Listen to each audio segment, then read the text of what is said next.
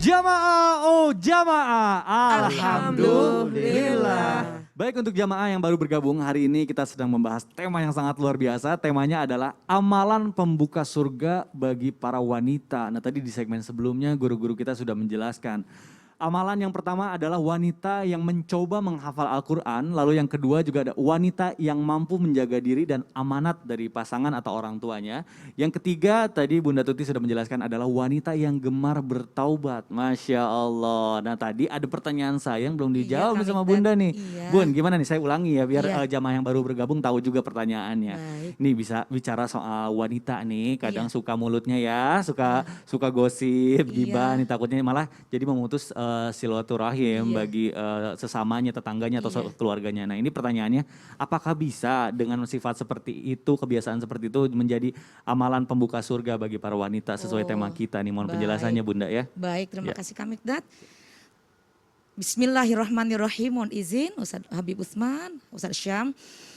Jadi ketika kita selalu berkumpul dengan teman-teman, timbullah pertanyaan, ada jawaban, ada informasi baru. Yang ini sampaikan informasi ini, yang ini sampaikan informasi ini. Maka ketika kita berkumpul dengan teman-teman, baik dalam satu perkumpulan yang baik, misalkan arisan atau pengajian, ingat itu lidah dijaga. Salamatul insan bil hifdil lisan. Selamatnya manusia itu dengan lidahnya. Tapi bagaimana kaitnya dengan silaturahmi ini? Jangan sampai ketika kita berteman kemudian ada tema yang kita bahas, kemana-mana pembahasannya. Sampailah kita menggibah, sampailah kita membicarakan teman kita yang lain. Apa aja dibahas. Nah ini kelemahan wanita itu. Bibirnya ini kadang suka kemana-mana. Bunda kan wanita, maka disitulah kita harus bisa menjaga diri. Kalau ada informasi yang kira-kira tidak tepat atau kurang kita ketahui, jangan kita merasa yang paling tahu akan informasi ini. Tahu enggak? Si itu nih KTP-nya ada di saya. Tahu enggak si itu mau tanya tentang siapa? Tanya ke saya. Waduh, pusat informasi publik. Ya. Waduh, nah ini hati-hati nih. Ini hati-hati karena bisa jadi orang yang kita bicarakan itu benarnya gibah, salahnya berbicara juga fitnah.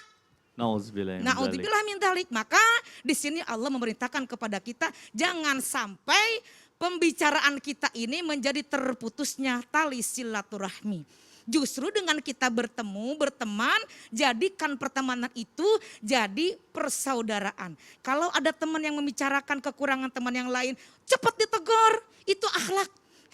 Nggak usah ngomongin yang lain, kayak yang kita bener aja. Nggak usah diceritakan, kayak kita yang udah bener aja. Saling menegur.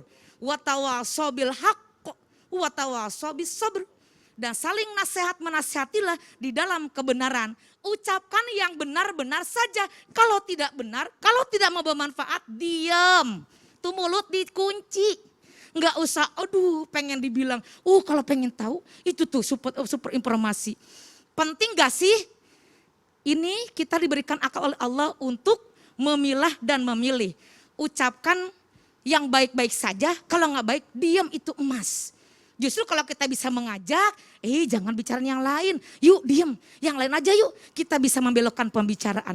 Itu namanya kecerdasan intelektual kita jalani. Kecerdasan emosional. Maka kita harus betul-betul menjadi orang yang cerdas. Jadi untuk bisa diam juga membutuhkan kecerdasan ya Bunda ya ternyata. Betul. Masya Allah. Jangan lepas, tak terkontrol. Karena bahaya ya dari lidah itu bisa menjadikan permasalahan banyak sekali ya. Masya Allah. Terima kasih Bunda, ini penjelasannya menjadi catatan nih buat para wanita dan juga laki-laki. Nggak sedikit juga laki-laki yang suka yang gosip juga. Ada juga laki-laki yang julid. Masih banyak kok. Pokoknya untuk semua ini catatan bagi kita semua. Baik jamaah, sebelum kita bahas lebih dalam, sebelum kita tanya lagi sama guru-guru kita, saya mau ngajakin dulu jamaah untuk nonton dulu tayangan berikut ini. Yuk silakan.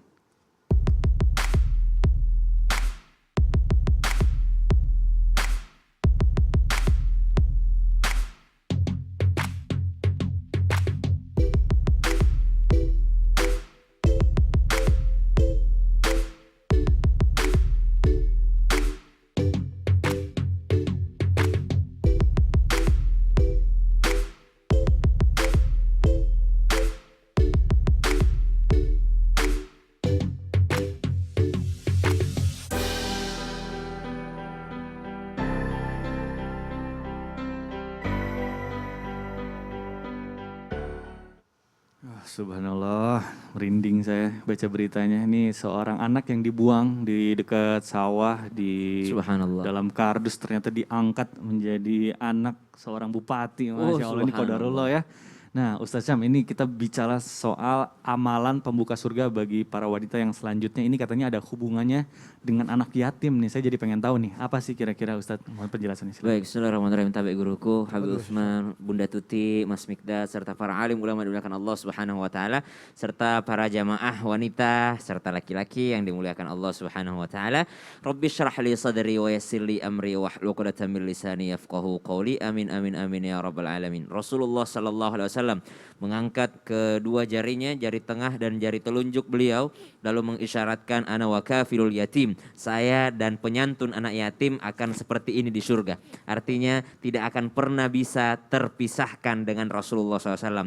Pertanyaannya, Rasulullah itu di surga tingkat rendah atau tingkat VVIP? Pasti tinggi lah. Pasti yang terbaik tempat Rasulullah SAW. Dan bagaimana caranya? Kalau orang bersama dengan Rasulullah, berarti dia akan mendapatkan tempat yang terindah, tertinggi, termulia nanti di surga bersama dengan baginda Nabi SAW. Bahkan ada riwayat mengatakan, andai pun masuk surga, kalau nggak ketemu sama Rasul tuh kayaknya sedih banget gitu, kurang banget ya. Jadi orang-orang yang sangat mencintai Rasulullah mengatakan, saya mending nggak masuk surga daripada masuk surga tapi nggak ketemu Rasulullah. Dan orang yang dijamin bertemu dengan Rasulullah dan bersama dengan Rasulullah SAW, dan Rasulullah sendiri yang menjaminnya adalah orang yang menyantuni anak yatim. Maka amalan yang selanjutnya adalah bahwasanya amalan pembuka surga bagi para wanita yang kelima adalah wanita yang memiliki rasa kasih sayang pada anak yatim. Kenapa disebutkan anak yatim di sini? Karena banyak sekali kezaliman-kezaliman terjadi ketika masa jahiliyah. Makanya surah An-Nisa itu sebenarnya berawal dengan membicarakan anak yatim. Coba lihat surah An-Nisa. Ayat kedua sudah berbicara tentang anak yatim itu, padahal surahnya tentang wanita. Tapi ayatnya tentang anak yatim. Wa atul yatama amwalahum wa la tatabaddalu al-khabitha bit-thayyib wa la ta'kulu amwalahum ila amwalikum innahu kana huban kabira.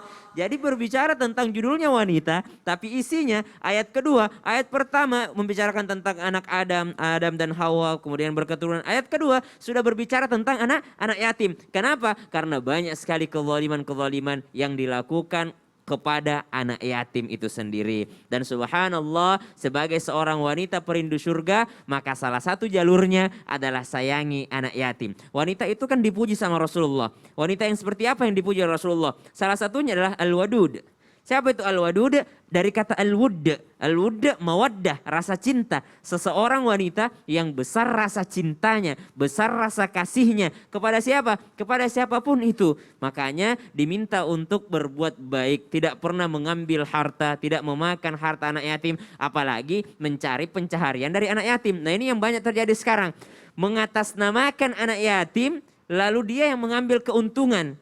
Ya, justru kita yang disuruh menyantuni anak yatim. Berbagai cara menyantuninya. Ada yang mungkin membuat event baru menyantuni anak yatim. Ada mungkin yang memang menjadi donatur tetap kepada anak yatim. Yang jelas berkasih sayang dan juga menyantuninya. Bukankah doa mereka doa yang diijabah oleh Allah Subhanahu wa taala? Terserah, misal begini nih. Ustadz, saya itu seneng sama anak yatim, tapi anak yatimnya ngeselin, gimana dong? Oh, disitulah ujian dari Allah Subhanahu wa taala. Anak kandung ngeselin, kita masih bisa maafkan. Udara dagingku ini, biar bagaimana, ibu tuh pasti cinta sama anaknya, bapak tuh pasti cinta. Tapi kalau anak orang lain, disitulah ujiannya. Kalau anak itu udah tidak berbakti, anak itu udah ngeselin, anak itu disuruh sekolah nggak sekolah, dikasih duit buat sekolah dipakai buat ngapa-ngapain, maka disitulah ujiannya. Bagaimana supaya kita tetap bertahan untuk menyantuninya walaupun dia ngeselin. Jadi subhanallah, kadang-kala memang setan membuat terlihat mengesalkan.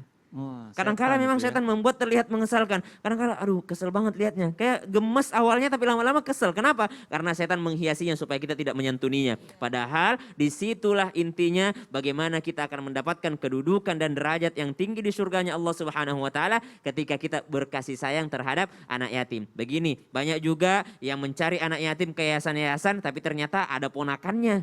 Ya, jangan terlalu jauh keluar sementara kita punya tetangga, kita punya keluarga, saudara yang ternyata punya anak yatim, itulah yang kita santuni. Betul, waduh Masya Allah. Ini saya luruskan dulu, berarti definisi anak yatim itu memang yang sudah tidak memiliki bapak ya. Tidak ada yang menafkahinya. Tidak ada yang menafkahi. Karena banyak juga di masa jahiliyah mengambil anak yatim karena anak yatim itu banyak warisannya. Betul. Betul. Usianya sampai balik, sampai mampu balik, untuk mencari nafkah sendiri. Baik, Jangan juga jadi benalu. Iya. Betul, Masya Allah, ini luar biasa nih penjelasannya, jadi nambah ilmu baru nih. Baik jamaah, ini saking serunya nih tema kita hari ini, luar biasa antusias dari jamaah, banyak sekali pertanyaan yang masuk ke sosial media Islam itu indah. Maka dari itu langsung aja kita masuk ke segmen Tanya Dong Ustadz. Kami semua tanya dong Ustadz. Masya Langsung Allah. Habib. Boleh nggak kalau langsung? Boleh. Supaya jamaah nih kayak, wah ini pertanyaan saya. Boleh. Langsung nanya ke Habib nih ya. Boleh, Dari telepon dulu. Instagram @raihanabrori_. Assalamualaikum Habib. Saya Waalaikumsalam mau warahmatullahi bertanya. wabarakatuh. Apa amalan supaya wanita mau memakai hijab sesuai dengan syariat? Wah, ini amalan supaya ini wanita- menarik nih. Iya. Bismillahirrahmanirrahim. Allahumma sholli ala sayyidina Muhammad wa ala sayyidina Muhammad. Amalannya cuma satu. Yakin bahwasanya saya ini hidup di dunia ini karena Allah. Mencari ridhonya Allah. Saya ini makhluknya Allah. Allah lah Tuhan saya. Jadi kalau dia yakin dirinya adalah makhluk, Allah sebagai Tuhannya wajib untuk mengikuti Allah dan Rasulnya. Oleh karena itu kalau dia katakan, ya Allah aku niat dengan istiqamah. Aku niat karenamu ya Allah. Ingat kepada Allah, ittaqullaha haitsu ma kunta. Ingat kepada Allah dimanapun. Ingat kepada Allah bahwasanya besok saya pasti akan mati. Saya akan dimintai pertanggungjawaban oleh Allah. Maka oleh karena itu jangan sampai kita diganggu oleh syaitan. Innahu lakum aduwwum mubin, musuh yang nyata. Bismillah ya Rabb, saya mau menjadi manusia yang istiqomah. Mau menjadi manusia hari ini lebih baik daripada kemarin. Pakai jilbab langsung. Langsung berarti Langsung bismillah. amalan pertamanya timbulkan rasa cinta kepada Betul. syariat. Masya Nah Allah. sekarang giliran Ustaz Sam nih. Apa tuh? Masih ada ya pertanyaan Masih Habib ya? ada. Oh, Ini coba buat coba Ustaz Sam. coba Habib. Bismillahirrahmanirrahim. Assalamualaikum warahmatullahi wabarakatuh Ustaz Syam. Dari Waalaikumsalam Instagram wabarakatuh. @muti88409. Saya mau nanya, suami kan zalim terhadap saya. Terkadang dia marah sampai ungkit-ungkit terhadap saya apa yang diberikan terhadap saya. Selalu diungkit-ungkit, semua termasuk kasih saya uang. Akhirnya saya marah sampai ngomong kata-kata yang pantas. Apakah saya berdosa? Yang nggak pantas maksudnya. Apakah saya berdosa? Ustadz Syam mohon dijawab. Kadangkala kita memancing orang lain untuk berdosa, maka yang melakukannya berdosa, yang terpancing pun ikut berdosa. Maka kata Al-Quran begini, wa idza khatabahumul jahiluna qalu salama. Jikalau ada orang yang mengungkit-ungkit, yang marah-marah, yang mengeluarkan kata-kata yang tidak pantas, maka kata Al-Quran, engkau ucapkan qalu salama. Ucapkan saja peace, damai, engkau yang benar, saya yang salah. Maafkan saya yang salah. Dan ini adalah ajaran Al-Quran. Jadi kalau misalnya ada seorang yang mancing emosi kita, apalagi itu orang yang terdekat dengan kita, maka kita berdamai aja dengan diri dia. Dan paling penting juga berdamai dengan diri kita. Kalau ditanyakan apakah saya berdosa, tetap berdosa. Karena mengeluarkan kata-kata yang tidak sepantasnya. Suami, apakah dia berdosa? Berdosa dan tidak tahu diri. Karena apa yang diberikan kepada istri itu tidak perlu diingat karena memang kewajiban. Tidak perlu untuk diungkit karena memang kewajiban suami memberikan kepada istrinya. Jadi yang diungkit-ungkit itu naudzubillahi min dzalik, subhanallah, berarti kita suami yang belum menjalankan sesuai dengan syariat. Karena yang wajib untuk kita lakukan ngapain kita ungkit gitu, kecuali mungkin yang diberikannya itu adalah sesuatu yang sesuai dengan perjanjian atau ada perjanjian sebelumnya atau istrinya yang request gitu ya, beliin ini dong, kalau kamu beliin ini aku bakal pakai hijab, tiba-tiba nanti istrinya nggak mau pakai hijab, nah itu baru diungkit boleh. Kamu kan udah bilang kalau aku beliin ini kamu bakal pakai hijab, nah sekarang kamu nggak pakai hijab, nah itu dia yang boleh diungkit. Nah, tapi itu kalau Masya Allah. nafkah ngapain diungkit, kan udah kewajiban. Betul, Nah, Ustaz. subhanallah. Tapi ini guruku Habib, Rasulullah SAW pernah menyebutkan, katanya nih ada wanita utama di muka bumi nih. Sekaligus mereka juga adalah penghuni surga. Nah ciri-cirinya itu Bib. Siapakah mereka? Nah mau dijawab sekarang atau nanti nih? Boleh nggak Kasih tahu gak ya? ada kisi-kisinya sedikit?